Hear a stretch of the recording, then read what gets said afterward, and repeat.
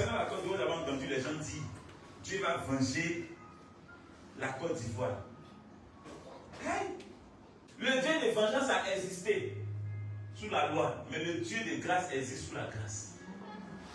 Il n'y a plus, Dieu ne se venge plus de quelqu'un. Si tu prends Dieu à se venger tes ennemis, il faut t'asseoir. Tes ennemis, elle les aime. Toi-même, tu n'as pas que eux soient poissons. Tu n'as pas compris ça. Et c'est toi qui dis non, Dieu va les tuer. Et ils sont en train de, je ne sais pas. Et eux qui pensent que Jésus est venu mourir pour que Dieu te réveille dans la nuit pour te dire mon fils, lève-toi, combat l'esprit des morts. Parce que je sens que tu es beaucoup. Les gens disent non, on n'a qu'à se lever en prière, sinon la Côte d'Ivoire là, c'est pas bon. Vous finissez de dire que la Côte d'Ivoire va brûler, ça ne brûle pas, vous dites non, c'est parce qu'on a prié, Dieu a exaucé. Vous mentez!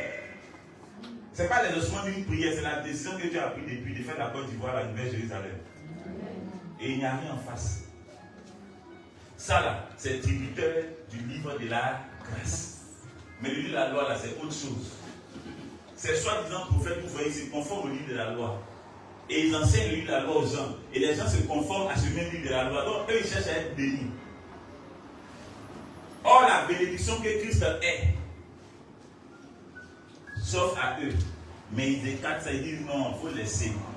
Or, la Bible dit, quand bien même Jean-Baptiste soit le plus grand, qu'il soit né dans le d'une femme, le plus petit dans le royaume est plus grand que Jean-Baptiste. Or, nous sommes le ciel sur la terre. Ah, quelle révélation!